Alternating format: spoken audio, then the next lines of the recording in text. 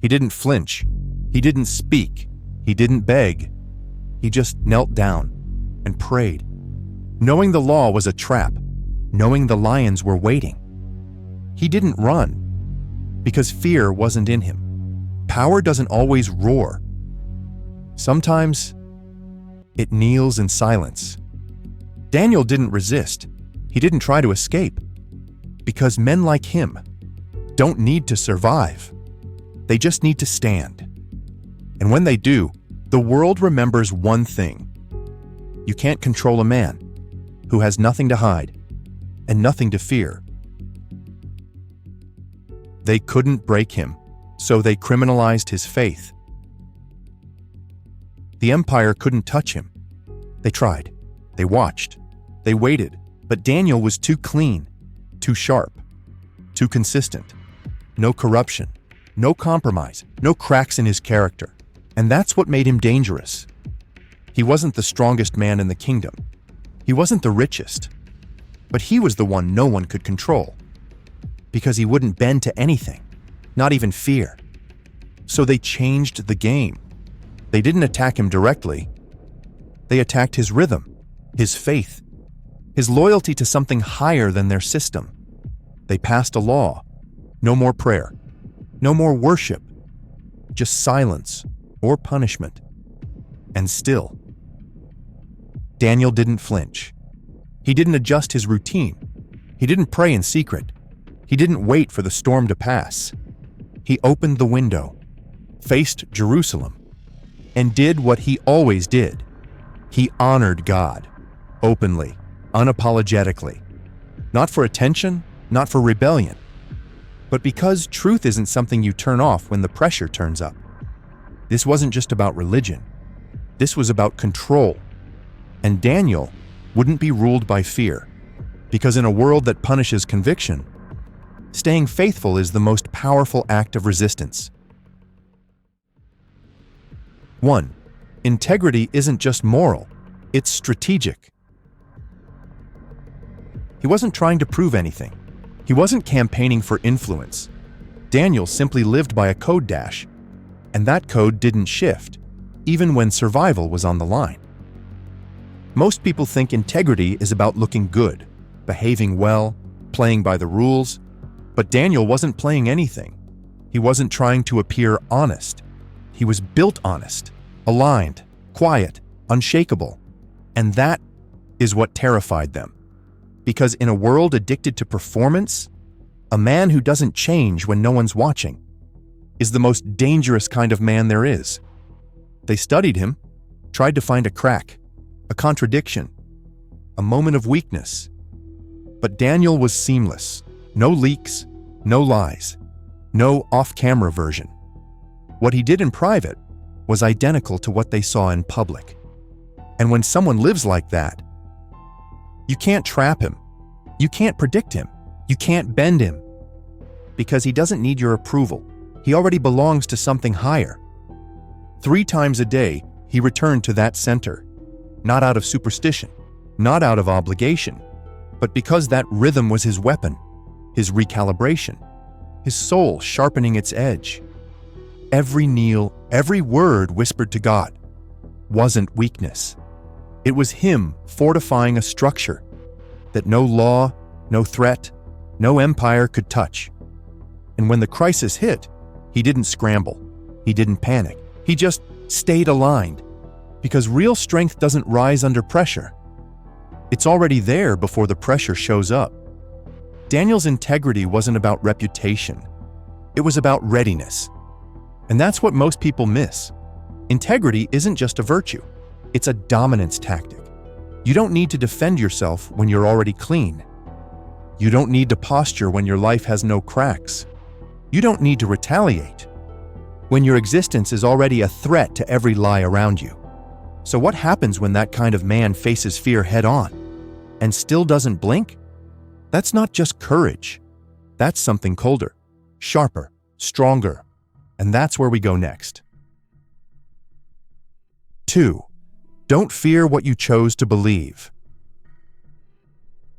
Daniel didn't stumble into faith. He didn't inherit it passively. He chose it. And once he did, He never looked back. That's what made him dangerous. He knew the cost. He saw the setup. He understood what that law meant. Pray to anyone but the king, you die. Simple, clear, no loopholes. And yet, he still opened the window. Not because he wanted attention, not to make a political statement, not to spark rebellion, but because his faith wasn't for sale. And if you think that's just spiritual courage, you're missing the real weapon here.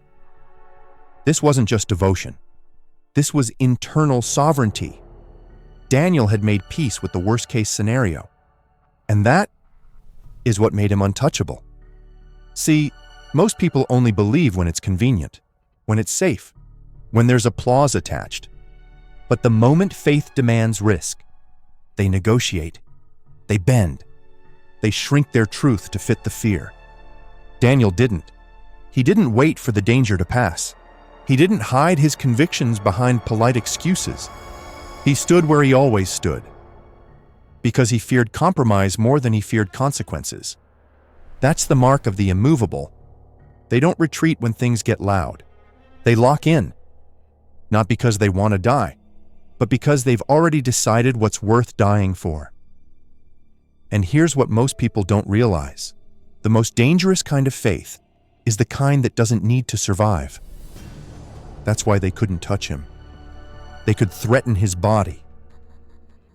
But his mind was out of reach. His soul was already anchored.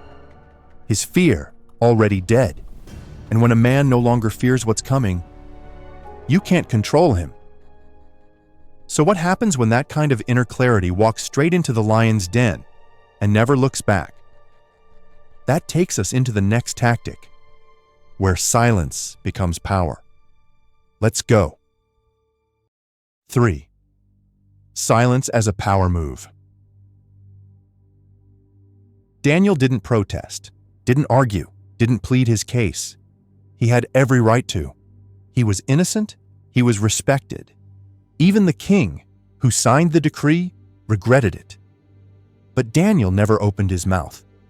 Why? Because men who are already decided don't need to explain. That kind of silence, it's not passive. It's not fragile. It's calculated. It says, you may control the rules, but you don't control me. Let's get real. We live in a culture where people can't stop talking. They explain, defend, apologize, non-stop. They fear being misunderstood more than being disrespected. Daniel didn't fear either. His silence wasn't weakness. It was a weapon. It put the pressure back on the accusers, on the system, on the king. Because when you stop trying to be understood, you become unpredictable. And unpredictability is power. You see, noise is cheap. Anyone can shout. Anyone can post. Anyone can react. But it takes internal gravity to hold still, to walk toward danger, without narrating your every move. That's what Daniel had. He wasn't trying to win an argument. He had already won the one that mattered. The one inside. That's why he was untouchable. Not because he fought the system, but because he refused to let the system disturb his center. His silence created tension. It made people question their own actions. Even the king couldn't sleep. That's what stillness does. It breaks the noise around it. Because the loudest man in the room isn't always the strongest. Sometimes it's the one who says nothing and never blinks. So what happens when that kind of stillness steps into the lion's den without hesitation? The next tactic shows you. Prayer isn't weakness. It's strategic alignment. Let's go deeper. 4. Prayer as strategic alignment. Daniel didn't wait for the crisis to pray. He didn't pray because of the lions. He prayed because that's who he was. 3 times a day. Not out of panic. Not out of tradition, but out of alignment. You see, most people treat prayer like a last resort, a lifeline when control slips away. But for Daniel, it was never backup. It was foundation. He didn't use prayer to escape pressure. He used it to become pressure resistant, because that's what alignment does. It sharpens you, centers you, strips away the noise, and returns you to truth. And when you're aligned with truth, external threats lose their grip. Daniel didn't need to ask for courage. He became courageous through repetition, through rhythm, through showing up to his knees, day after day, until standing tall in chaos felt natural. That's the power of spiritual discipline. Not performance, not routine for the sake of image, but a quiet, unwavering connection to something unshakable. And here's what makes it dangerous. When a man is that spiritually aligned, you can't manipulate him.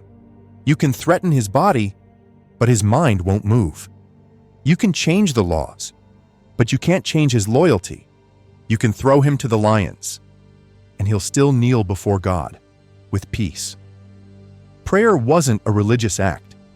It was Daniel's inner command center, the one place where nothing external could interfere. No decree, no pressure, no fear.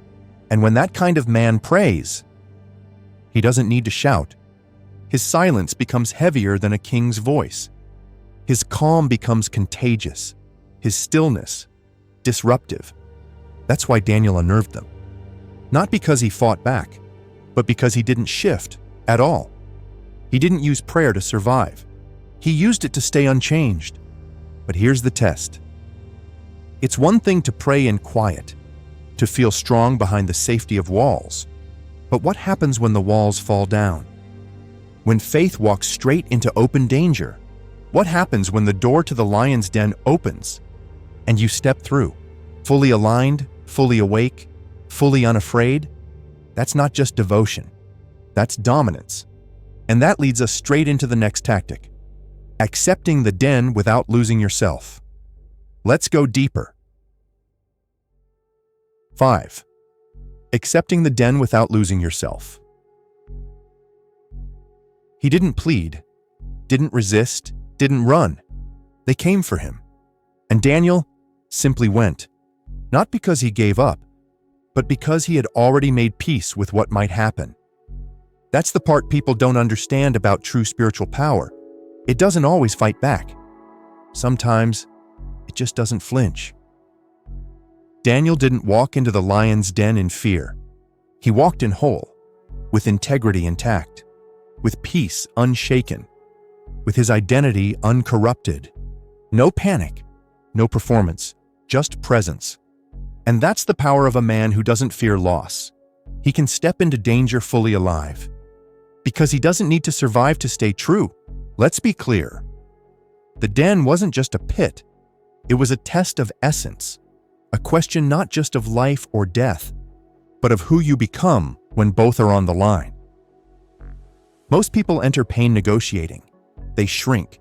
They reshape themselves just enough to be tolerated, to avoid the bite. But Daniel didn't shift. He stepped into the mouth of death and never lost the sound of who he was. That's why the lions didn't touch him. Not because they couldn't, but because he wasn't prey. He didn't carry fear. He carried presence, conviction, alignment. And when a man walks into the fire without bending, he carries something even beasts obey. That's not magic. That's identity. And here's the truth most never see. The real miracle wasn't survival. The real miracle was that Daniel didn't lose himself. No matter what they tried to take, they couldn't touch the part of him that mattered. That's the victory most people miss. It's not in coming out alive. It's in going in undivided. So what happens when that kind of man walks out of the fire untouched? Not just alive, but unshaken. That's where we go next. The final tactic, when integrity outlasts every enemy plan. Let's finish strong. 6. When integrity becomes the final judgment. Daniel didn't fight. He didn't accuse. He didn't plot revenge.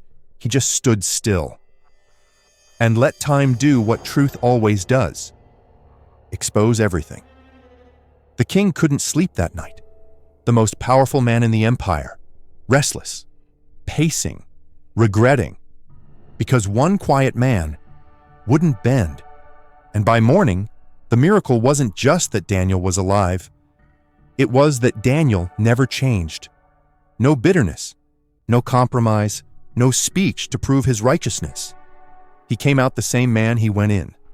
And that was his final answer to the empire. But here's the twist. Daniel didn't have to destroy his enemies. His integrity did it for him. The moment he walked out untouched, their entire strategy collapsed. Their lies unraveled. Their jealousy backfired. And suddenly, the ones who built the trap were the ones who fell into it. That's the divine inversion. That's how justice moves when you stay true. Because when a man chooses character over image, truth over tactics, faith over fear, he becomes untouchable in a way no system can process. He doesn't have to scream. He doesn't have to strike. He just has to endure without losing himself. And in the end, that's what destroys every lie around him. That's the weapon most never use. Time plus consistency plus integrity. It outlasts deception. It outshines corruption. It outlives opposition. Daniel wasn't just delivered. He was vindicated, not by his own effort, but by the quiet weight of a life lived right. That's the true power of integrity, not in how loud it gets, but in how long it stands. When everything else falls. So what happens when your presence becomes the verdict? When you don't need revenge because your consistency exposes every scheme? That's not just survival. That's spiritual dominance. And Daniel mastered it. The power of a man who doesn't flinch. Daniel never raised his voice, never fought for a platform, never defended his name. And yet, he won. Not because he outsmarted the system, but because he outlasted it. With silence, with stillness, with unwavering integrity. Let's look at what made him unstoppable. He lived clean when no one was watching. He never negotiated with fear. He used silence as a weapon. He stayed aligned through disciplined prayer. He walked into the den without losing himself. And in the end, his life judged every lie around him. Daniel didn't beat the lions. He beat something harder. The need to perform, the pressure to fold, the temptation to become someone else. That's not just holiness. That's spiritual warfare, done in silence. And the greatest part? Daniel didn't just survive. He walked out the same man he was when he knelt. No anger, no ego, just presence, just peace. Because when God keeps you, nothing can shake you, not even lions. If you want to walk through fire without folding, if you want to stand in chaos without becoming part of it, study Daniel, live like Daniel. And if you're ready to go even deeper into unshakable faith, watch this next. Job, the man hell couldn't break. Because surviving is one thing, but worshiping through the worst, that's a different kind of strength.